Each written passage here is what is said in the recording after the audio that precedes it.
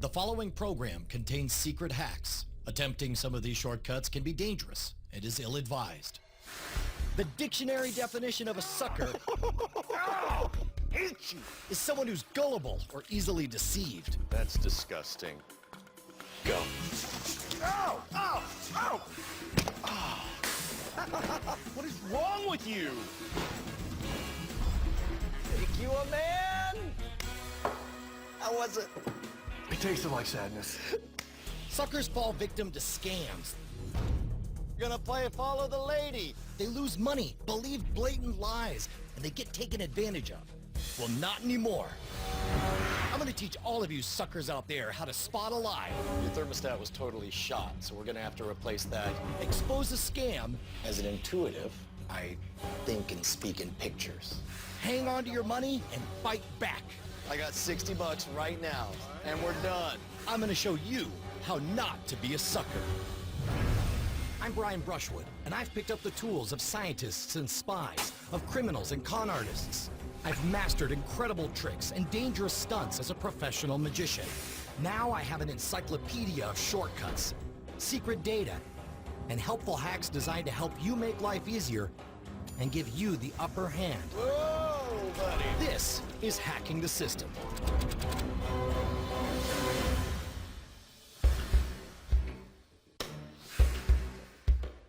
According to industry experts, Americans overpay tens of billions of dollars every year for faulty or fraudulent auto work. Unnecessary repairs, padded charges, low-quality parts, heck, not even doing the work at all. There's no end to the ways that shady mechanics can take advantage of you. No wonder car maintenance gripes rank as the biggest consumer complaint. Today I'm posing as a mechanic to show you how to keep unscrupulous mechanics from taking advantage of you.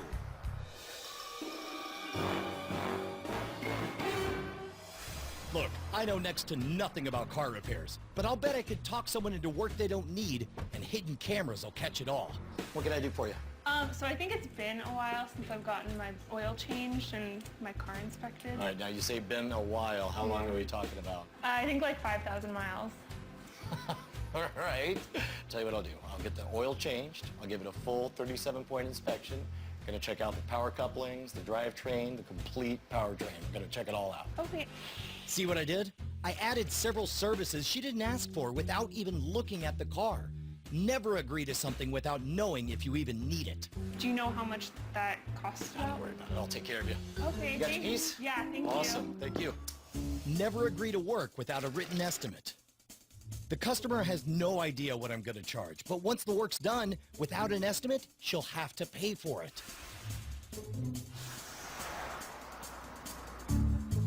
So far, this customer hasn't picked up on any of the warning signs that I could be a sleazy or even incompetent mechanic. Let's see what happens when I tack a huge extra onto her bill. Hey, miss.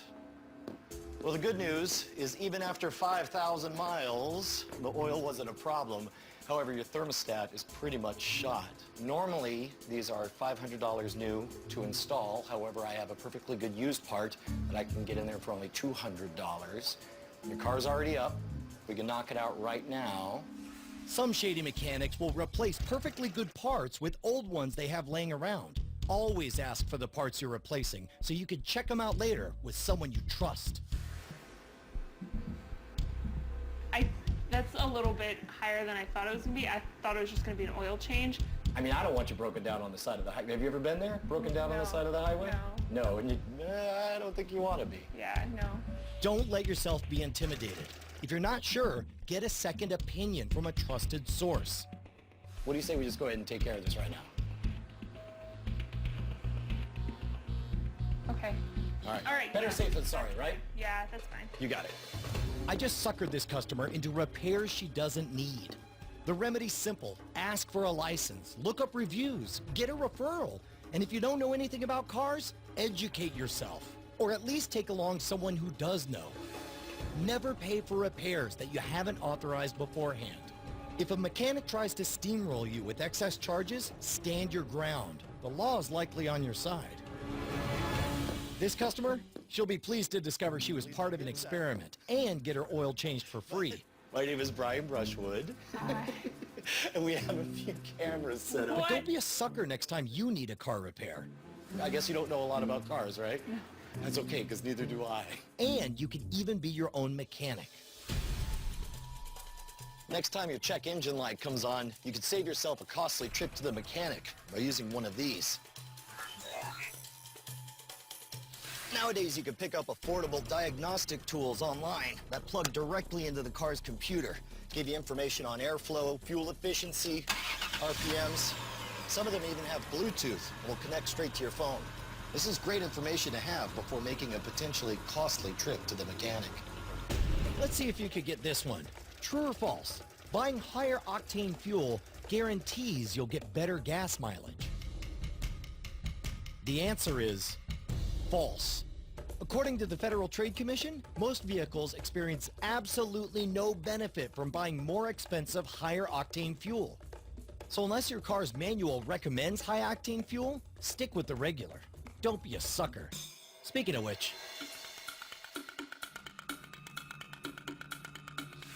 Americans spend around $2 billion a year on psychics, hoping to get insight into the paranormal. Yet many of these psychics are using a few basic tricks to simulate their abilities. One renowned skeptic has offered a $1 million prize to anyone who can prove under test conditions that they have any psychic abilities. Though over 1,000 people have applied, nobody's taken home that prize. I'm going to show you just how easy it is for a psychic to swindle a sucker.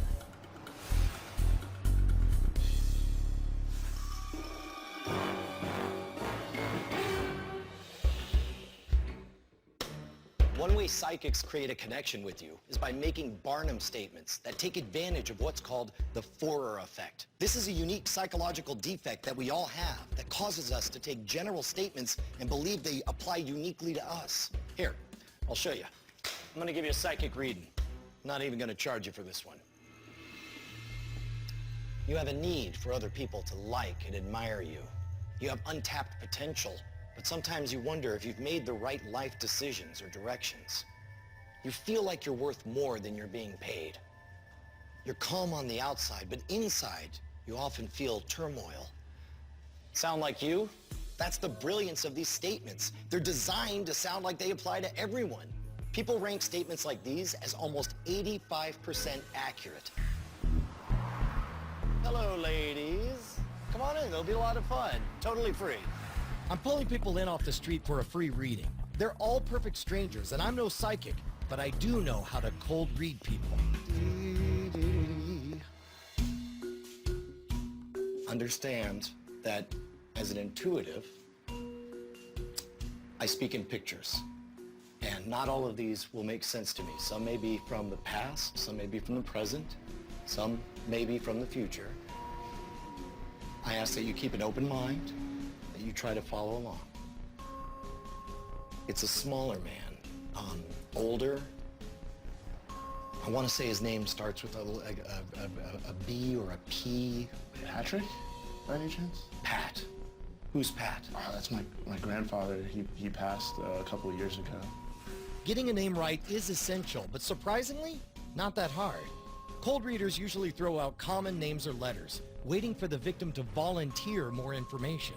Notice how he not only supplied me with a name, but also gave me additional information. Now I have my subject. I see water. Did he like to boat? Not really. I guessed wrong. Now what?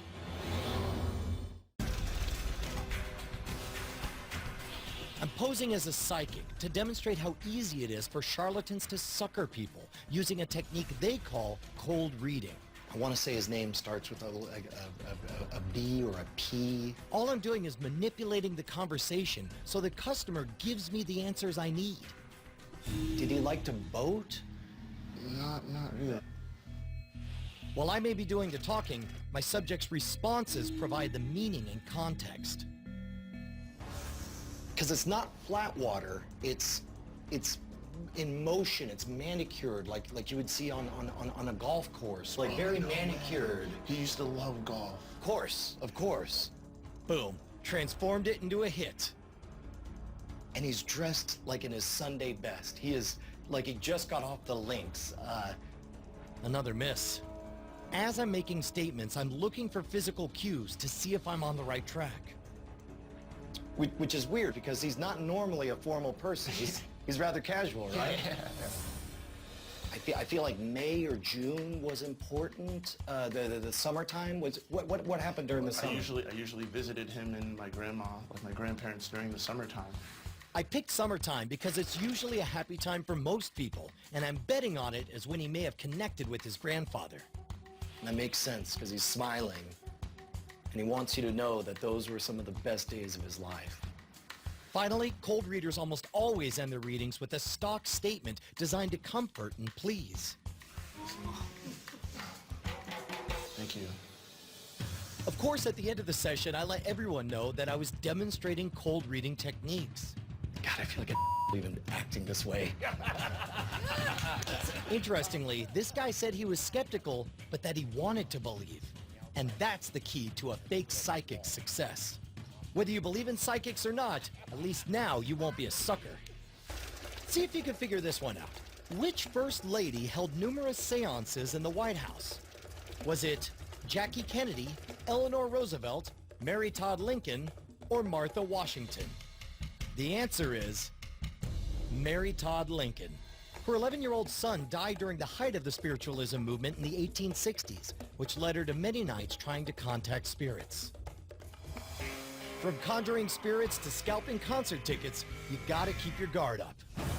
Even though ticket scalping is illegal in many states, it's a thriving industry. And if you're somebody who loves live music or sporting events, you may find yourself in a negotiation with a ticket scalper, which can be intimidating at best and at worst, downright scam.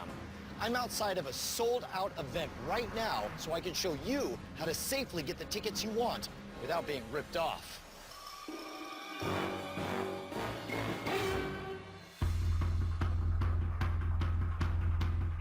First off, make sure that buying scalp tickets is legal in your city or state. Otherwise, you risk getting a costly fine instead of a front row seat. Next, only negotiate in a safe, public, well-lit area. I spot a scalper with tickets to sell, and I've already got an edge. The concert's about to start, so in just a few hours, his tickets won't be worth the paper they're printed on. By waiting until the last minute, I have the upper hand. Hey, boss, you got one? Yes. $100 each, front and center. Front and center, which section? Section 36. Section 36? Front and center, dude, right in the center. No, section Feel the 36. excitement. It's pretty far from front and center, man. $100. Always have a copy of the seating chart. It's the only way to know what you're buying. Section 36? This is front and center, right behind the stage. Did you see that? He tried to place the ticket in my hand. This is a popular sales tactic. Touching an item creates a psychological connection between the potential buyer and the object. Time to use his own tricks against him. I got $60 right now. $60 cash money, and we're done. By showing him my cash, I've turned the tables on him. Now that he sees my money's there for the taking, he's much more likely to take my offer. Don't hand him your money, but show him you're ready to make a deal. What he doesn't know is that I still have another $40 in my other pocket. I mean, this is $60 cash. Hey, if you want to go, you've got to pay $100. Nah, it's like, I'll be back later on. They're $100, like I told you. don't worry about Front and center, they're good tickets. If you don't like the price you're getting, don't be afraid to walk away. All right. Well, that didn't work. Luckily, I have another plan. So how do you tell if you have a fake ticket? Well, first of all, the safest way is to buy it from a legitimate source. But if you're not in that situation, look at the back. If your ticket's blank on the back, it's almost certainly a fake. Real tickets have advertisements on the back. Second of all, identify the way that it's been printed. If it was printed on an inkjet printer, if that ink smears, it's almost certainly a fake. They might have used their color laser printer, in which case you could take a penny and scratch it on the side. If the ink comes off, again, probably a fake. Of course, the safest method is to actually let the booth operator scan the ticket. If the guy selling you the ticket has nothing to hide, he should have no problem with it. Scalpers are out there competing for your money. And if you play your cards right, you could get two scalpers to compete head-to-head. You got one? What do you got?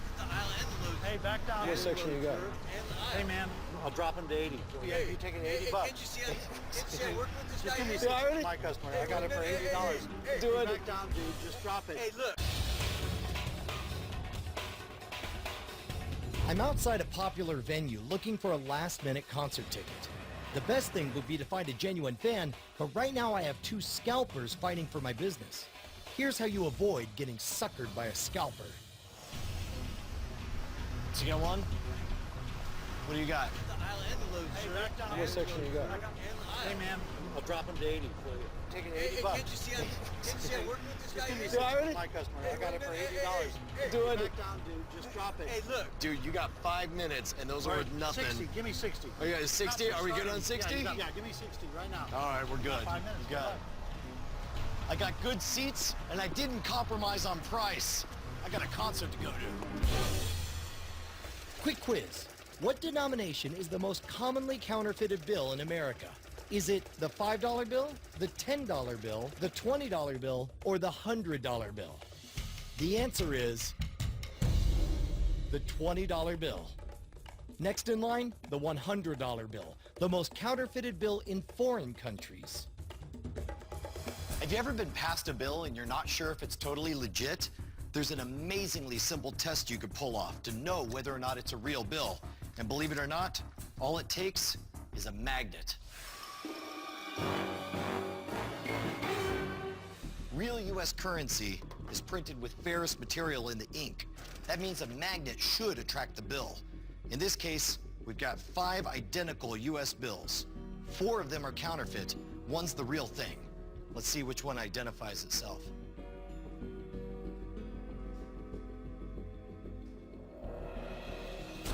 Look at that. That's so awesome. And just like that, we have our real U.S. bill. Talking about being real, how can you tell when a person's being real? I'm going to say this again. I did not have sexual relations with that woman. Of all the ways to get suckered, one of the worst is buying someone else's lie. Whether it's a customer or a coworker, a companion or a contractor, when you buy someone's lie, it costs you money, emotional pain, even your credibility. Luckily, most liars have the answer written all over their face. I'm going to teach you the clues to look for so that you can become a human lie detector. Hello, gentlemen.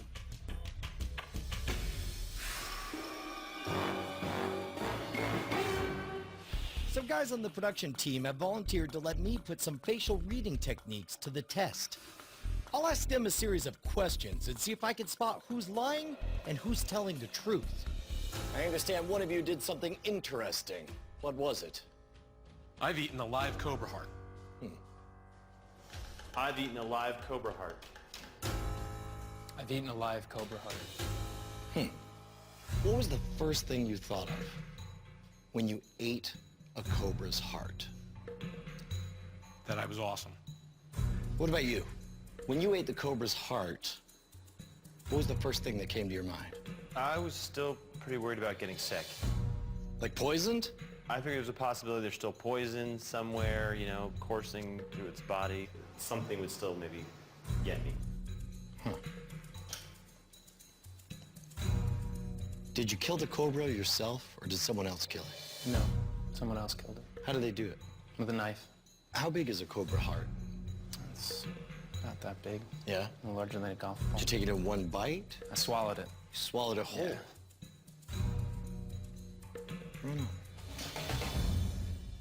They're all trying to appear like they're telling the truth, but what they don't realize is that their facial expressions are telling another story.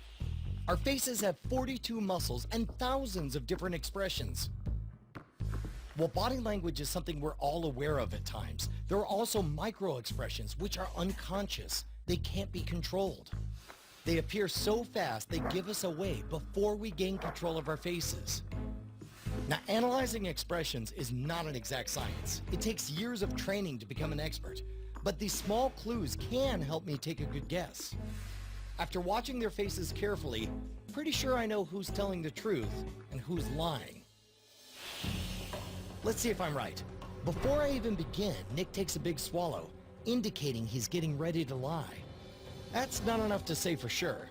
He shows us no appropriate signs of disgust before he tells us that he swallows the heart, but only afterwards, with a slight wrinkle in his nose.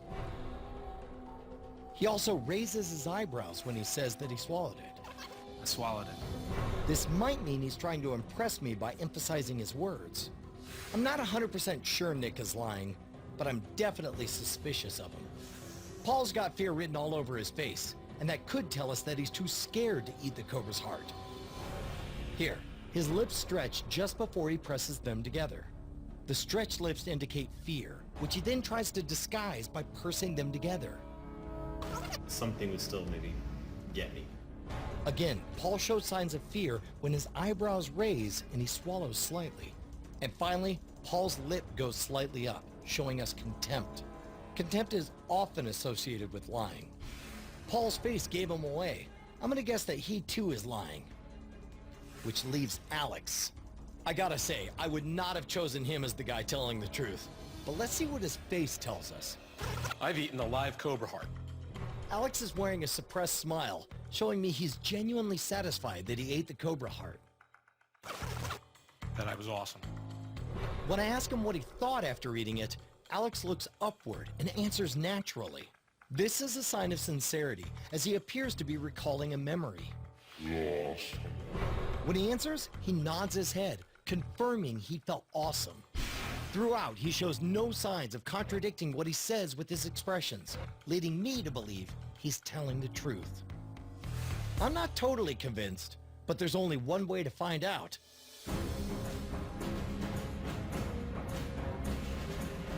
I feel like the only person who's talking straight with me the whole time is Alex.